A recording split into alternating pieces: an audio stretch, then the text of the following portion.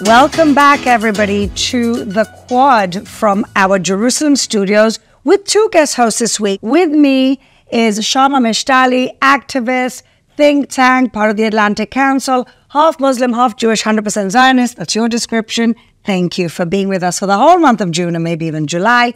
And a special guest co-host, the wonderful Malkah Fleisher, activist, First Lady of Hebron, decolonized Judean. Thank you for being with us, Malkah. This week, ladies, we wanted to talk about what on earth is going on in the north. So what's going to happen if there's a war with Israel? God forbid if we get to that point, because we have to get our territorial integrity back or we have to put people back in their communities. What's going to happen in Lebanon? Is anybody kicking out Hezbollah? No. Wow. Great question. It's really tough. Without American support, We go back to that. Without Israeli-American collaboration, there is no way that Hezbollah would just cease to exist. Well, unless we got rid of the regime in Iran, and then there would cease to be a strategic like threat. Emily says, the head of the snake. Absolutely. The head of the snake. But even then, it would be really difficult, because even if you go after the head of the snake, the mini snakes can still be emboldened. So really, the only hope lies in effective cooperation between Israel and the U.S. and the regional governments of moderates who are not in Lebanon, specifically in the Gulf, so like Saudi Arabia, who have been trying to fight this Islamist radicalism even within Lebanon. So I want to pick up on something you said and ask Malkah, who's our resident panelist American here.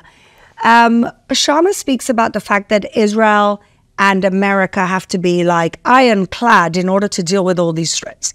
How do you see what's going on at the moment? We started off with Biden saying don't.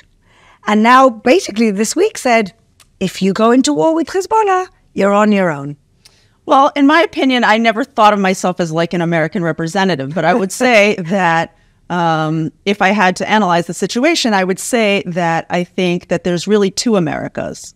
There's America, which is represented by the U.S. House of Representatives, and those people overwhelmingly support Israeli strength, justice for Israel, justice against Hamas, the end of terrorism. They know full well that terrorism will not just limit itself to like the Jews, but it will go forth and be a threat to them wherever it is that they are. You know, the Iranians are always saying death to America, death to Israel. Bigger, like, if you want to talk about ironcladness, like Iran definitely thinks that we have like an ironclad relationship with the United States and thinks that we all deserve destruction together. Yeah. So there's that America, which is the pro-Israel America, the incredible Congress people and senators who have like stood up so loud and proud for Israel in such a bold way that I wish more Israeli politicians would be doing.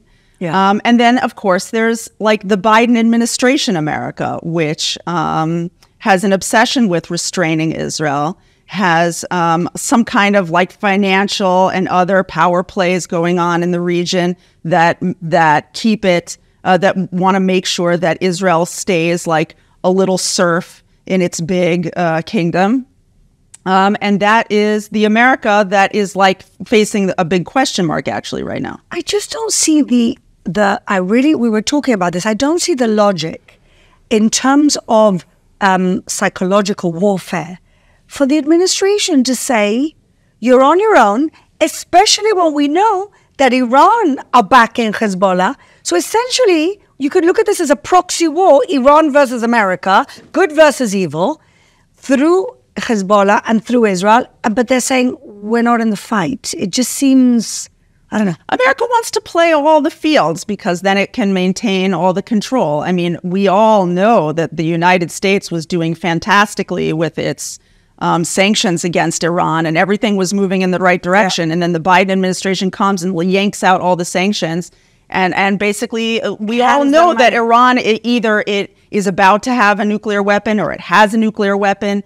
It's right there. And this never would have happened without the Biden administration. Like we would be in such a different place. We know we're in a regional power play war. The question is, why doesn't anybody else understand this? I'm sure they do. Do they think Israel's being overly aggressive? I just don't understand how they can be telling us to show restraint.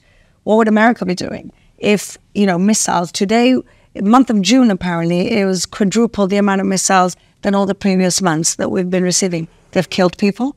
They've killed Americans. We have the whole Houthi mess in the Red Sea channel that is making everybody's Amazon, the prices are going up of delivery. They're having to find alternative delivery routes. And I just think, don't they understand that you got to stand up to bullies? Yeah, but the problem is they don't even see them as bullies. I mean, Hezbollah, for example, has missiles and weapons that can reach as far as 180 kilometers into Israel. They can reach into the center and the south of Israel.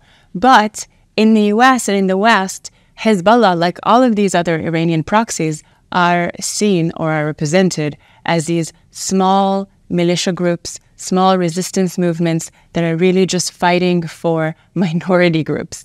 That is not true.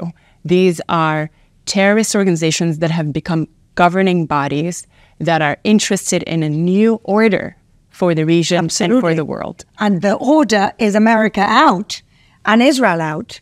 So Malkah, as somebody who's living in a wonderful heartland of Judea, how are the tensions? Do you feel any of this there? The war has been an interesting experience for the residents of Judea and Samaria. It's a little bit different than how mainstream media often likes to portray the situation, in which Judea and Samaria is this volatile place where it's impossible to live normally and everyone there is certainly crazy. And if only they would come back to real normal Israel, then everything would kind of be calmer and saner.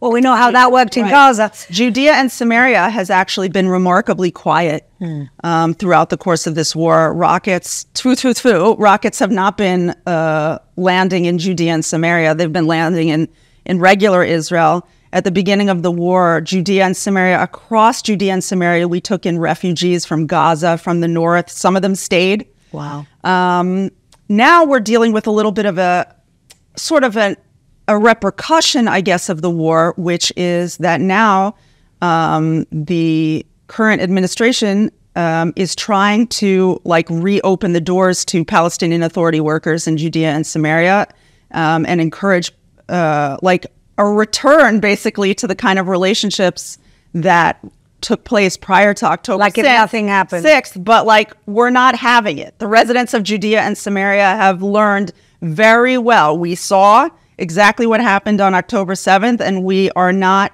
going to go backwards. So there's been a major struggle across Judea and Samaria to try and express in every possible way to the administration that we do not accept. We're talking about 80% of people throughout Judea and Samaria said in polls, meaning to say they would willingly say to other people that they support the wanton rape, murder, mutilation, kidnapping, killing of women, children, elderly. And they'll say it to someone, right? Which means that they're not ashamed of it.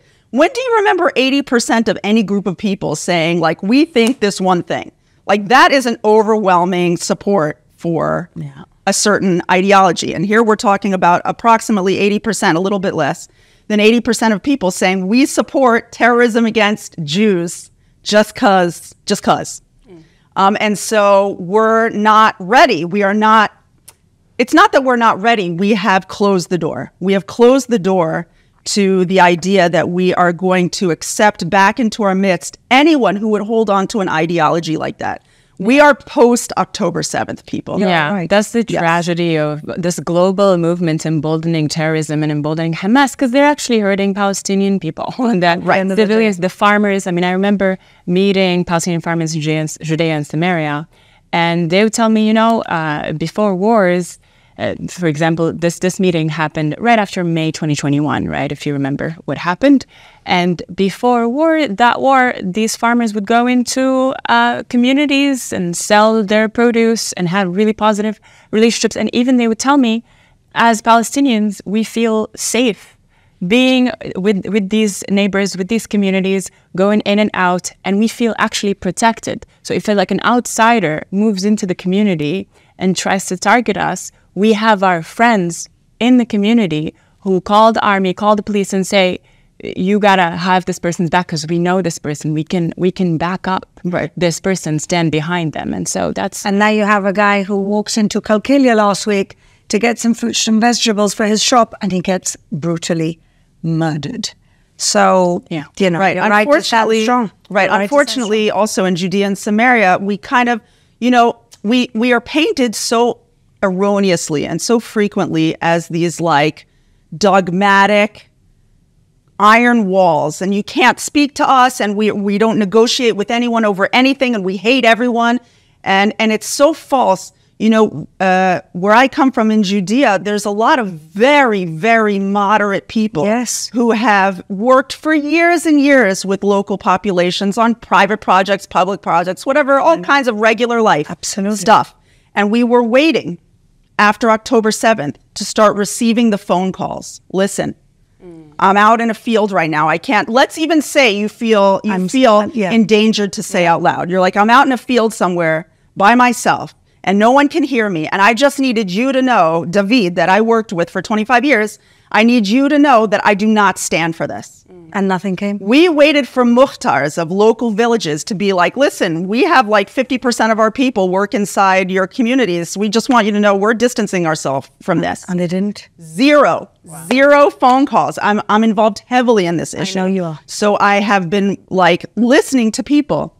And you can't imagine the heartbreak and disappointment of people who have held on to beliefs for so long that really there is like an element that we can work with within society that can brush off this old ideology. Well, this is what happened. This is what happened to the people who were living in the border towns of Gaza. Yeah, right. It's unbelievable. Realization. I have to say, for my part, that I did get a few phone calls from East Jerusalem. So maybe that's good. We did something right.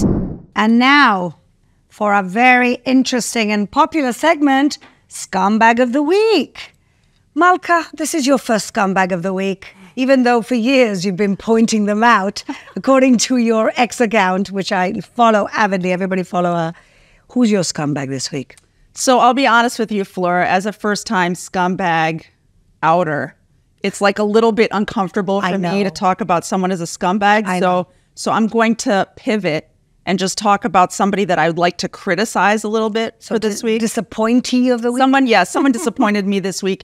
And it's somebody who I actually do not like to criticize often in public. Okay. But I feel since I'm in this forum, maybe this is my opportunity to bring it out, which is Prime Minister Benjamin Netanyahu. Ooh, you have something you agree with Vivian about? I am not like a Bibiste, as they say. I'm not a person who's like only Bibi. And I know how to criticize the prime minister, but I don't in this period of time like to pile on to him like so many people are trying to do, like cynically using this moment to try to oust him. But I will say that he did something this week that I did not like. He did an interview with Israel's Channel 14 News. Yes, I saw bits. In which, and it was a nice interview, except he said something that was awful, which was that he said, when asked about what is the future, what is like the day after for Gaza, he said, well, one thing is that resettling Gaza is not realistic, meaning to say putting back in Jews who were forcibly extracted from there to live is not realistic. שאני חושב שאנחנו צריכים, א', לקחת מהם שטח ברצועת עזה, כמחיר שהם משלמים על מה שהם עשו, לדיראון עולם על הדבר הזה, וגם כי זו זכותנו, כי זו ארץ ישראל שלנו, וגם להתיישב ברצועת עזה. אני חושב שזה לא ריאלי. אני חושב שזה לא ריאלי, וזה לא משרת את מטרות המלחמה שלנו. אני חושב שאנחנו צריכים שליטה צבאית, ואם צריך שאנחנו נהיה במקומות שונים בתוך הרצועה, אנחנו נהיה. ככל שהדבר יידרש, אני חושב שהעניין של ההתיישבות הוא לא ריאלי, ואני מנסה להיות ריאלי. Why is he wrong? I'll tell you why he's wrong. Right. I will lay out my criticism. All right. The reason that I think he's wrong is a few reasons. One is I'm upset with here's what I'm upset with. Okay. I'm upset with the fact that he would say such a thing out loud. Even if it's true. Even if it were so true. The one thing that Hamas cares about, it ain't life. It figured that out, okay? It's not PR, because they'll have all the good PR that they could ever want ever just for existing and fighting the Jews. It is land. It's territorial integrity. And if we were to say to them, actually, you know what's going to happen if you don't bring back our hostages and like stop attacking us immediately and disband this disgusting cultish death organization that you have going? We're just going to start taking land. Every day, we're just going to start taking land. More land, more land. And we can, and we will. That is what, in my opinion, in other words, even if that's not realistic, right? It should always be on the table because that's a real threat to Hamas. I give you that. Right, even if it weren't realistic. But as a person who fought personally, actively on the ground, the expulsion from Gaza in 2005, wow, screaming to anyone who would listen, don't do this. There are going to be wars out of here. There are going to be deaths out of here. They are going to make your life hell from this place. And like, I like being right, but I didn't like being right about this. But I am right about this. The war, the terror comes out of Gaza on a regular basis to say that putting Jewish families who are willing to hold on to land, who are willing to implant themselves so that there can be a strong and reasonable military force in Gaza, to say that that's not realistic, but like running a multi-billion-dollar war every few years is realistic, is not realistic in my opinion. So I think that not putting Israelis into Gaza is the unrealistic plan. On top of everything, he happened to say this during a weekly Torah portion, in which you are particularly not supposed to say things like this, which is Parshat Shlach. In this week's Torah portion, the spies go to the land of Israel and they're like, it's not realistic. They go, it's not realistic. It's not realistic to come in. There's a bunch of giants. We're going to be like grasshoppers in their eyes. We're teensy-weensy. And then it created a horrible balagan, a horrible nightmare for the Jewish people after that throughout history. So to use this week's Torah portion, maybe it was, fate for him to do that and to repeat this horrible error of the 10 spies. But to do it on this week's Torah portion, well, what we really need to do is go, it's realistic. Everything we try to do is realistic. We want to live over here, it's realistic. We want to be free of terror, it's realistic. We want to build a beautiful, flourishing Jewish state where everyone can live and express themselves freely, realistic. It's not the time to be telling Jewish people who are fighting so hard to hold on to their normal lives, to tell them that basic security is not realistic. Well, Rebbetzin, Malkah, you're beginning to sound very convincing. But I get what you're saying. I'm not sure that I want us to waste all our energy and bandwidth with reoccupying Gaza, I've got to be honest. But you're right about the rhetoric, because it's always about the rhetoric. Yeah, and speaking of which, since we're talking about Lebanon in this episode, on May 24th, 2005, Israel unilaterally withdrew from Lebanon too. So that was the year of Lebanon and that was the year of Gaza. And look what we are. We try and give land for peace and we get wars. Okay. All right. So, Shama, your scumbag of the week. My scumbag of the week, and I know, Malkah, I share your sentiments about using the word. I've never said the word scumbag until I got on this show, and I'm so glad I did. Isn't it therapeutic? It's been real therapy that I needed since October. My scumbags of the week come to us from Paris, from France, where two teenage rapists, essentially, two 12-year-olds, basically kidnapped a French Jewish girl, also 12 years old. One of the rapists was her ex-boyfriend or friend, and he forcibly took her away to an empty area by La Défense to rape her for being Jewish. And he said that he was so angry that she hid her Jewish identity from him. And I think that shows a lot of things. One, how unsafe it is for Jews really all over the world outside of Israel, how it is unsafe and has been so unsafe for French Jews to just exist and having to hide and constantly conceal their identity to exist. But it also shows how rape is actively and constantly being used to intimidate and force Jewish women into submission and into brokenness. We obviously saw how systemic that is in Hamas as an organization with what they did on October 7th. And we also saw it with ISIS. against Yazidi women, against Kurdish women. So your scumbags are these boys, these disgusting boys? Yes, who were convicted yesterday and will be standing trial for their horrific crimes. Well, scumbag is not a strong enough word, I would say. Absolutely. Thank you, Shama. It's tragic what happened in France. And I think it's shocked France. And I think it might actually help the right win even more when they have elections very, very soon. Marine Le Pen is climbing up the roof. She really is. So my scumbag this week is an American politician, a representative called Jamal Bowman. He's a representative of the North Bronx. I mean, apart from the fact this guy is just so, how do I say it, has zero class, swears the whole time, he's made his entire campaign about the ceasefire. Like, what do the people of Northern Bronx and their issues have to do with the ceasefire? We've been seeing this all around the world, people basically climbing onto this kind of populist, anti-Jew, anti-Israel. And so him and, of course, ritual scumbag AOC, they got together in such a cringy video. Honestly, I don't think they did themselves any favors. Again, just using bad language and pretending to be cool, trying to be cool, and just making this whole thing about Gaza. And he said some horrible things. He's an anti-Semite. Let's go! And are you ready to fight for peace on earth and peace in Gaza? We're gonna show them who the we are! Ceasefire now! Ceasefire now! Ceasefire now! Ceasefire now! Our recurring hero, Richie Torres, who's from a very similar neighborhood, I think he's from South Bronx, he's calling him out, and he's been so amazing. Richie Torres, he's everything that this Jamal Bowman is not.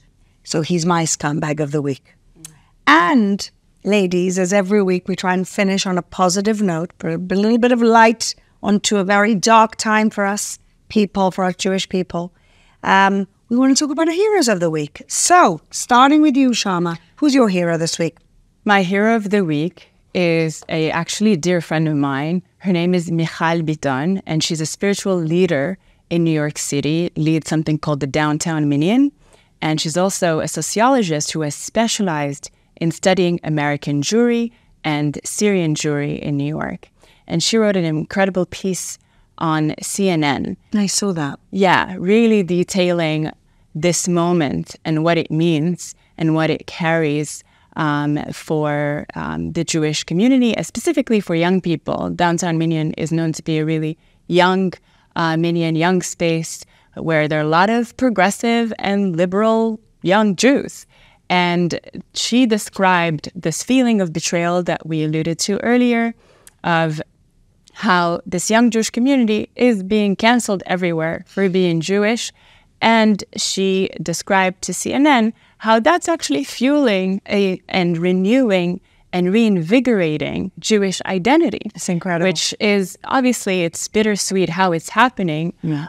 But she is helping us see, in a way, the silver lining of this moment is that more people than ever, more Jews all over the world are feeling more and more connected to Israel and see truly for the first time after being convinced that they've integrated into America that the only safe refuge for Jews is and will remain Israel. Well, thank you, Shama. Michal is a worthy hero indeed. What about you, Malkah? Who's your hero this week? I have to go back to them. The Jews of Judea and Samaria are my hero this week. They have just, every Israeli is, we've seen so many over the course of these many months of the war. We've seen these videos of people who are like gold. You just wonder, like, how did I not know that, like, every person next to me is like an angel, like a gem? These, like, the amount of giving and the amount of self-sacrifice is just amazing. But I am still going to highlight today the Jews of Judea and Samaria specifically. Recently, unfortunately, in our community, Even though we're so often villainized as somehow being a drain on society, in actuality, we have a huge draft rate in the Israeli army, and some of the top officers in different units. And unfortunately, some of the recent fallen come from Judea and Samaria. And these are people who continue to give and continue to fight as if this was like their first day.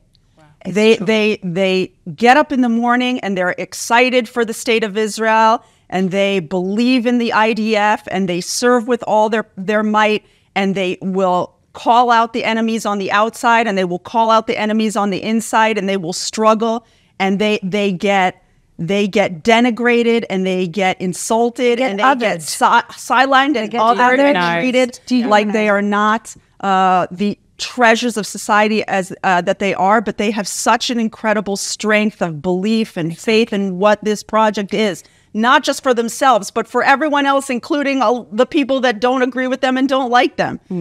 They are incredible, strong people. I agree with you. They're the best, and so committed, and so much faith. Thank God. Thank you. Wonderful, wonderful heroes. And my hero this week, just as you were kind of reservation about, the S word on the Prime Minister, I want to say this man is a hero, but I also want to qualify it. So Ben Stiller, who is a famous Hollywood actor, after all of these months has come out and written an incredible piece talking about Israel, what we suffered on October 7th, anti-Semitism in America. Of course, he talks about, innocent Palestinian lives. We're all people who feel for them, but he doesn't, pander to this kind of sickly, Hollywoody, there's victims on both sides, completely, because that's what we've seen from a lot of Jews in Hollywood. Now, Ben Stiller's father's Jewish, and he's come out and proud, talking also about his own Jewish identity.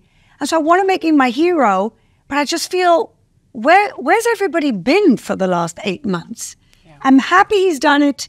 He runs a risk of being cancelled, because that's what Hollywood is at the moment. So it's brave to come out. It's brave to talk like this. I wish more Jews would do it. But again, I think, okay, better late than never, but I want to just, classify it a little bit. But Ben Stiller, yes, you are our hero this week, and I hope more people take the example that you've set as a proud Jew to come out and say, enough is enough. The world's turned against us again. We're not going to stand for it. So we hope that you inspire more people to do what you've done. And it's okay to take the space to learn instead of just coming out with a statement early on. That or doing the eyes on Rafa sheep thing. Absolutely.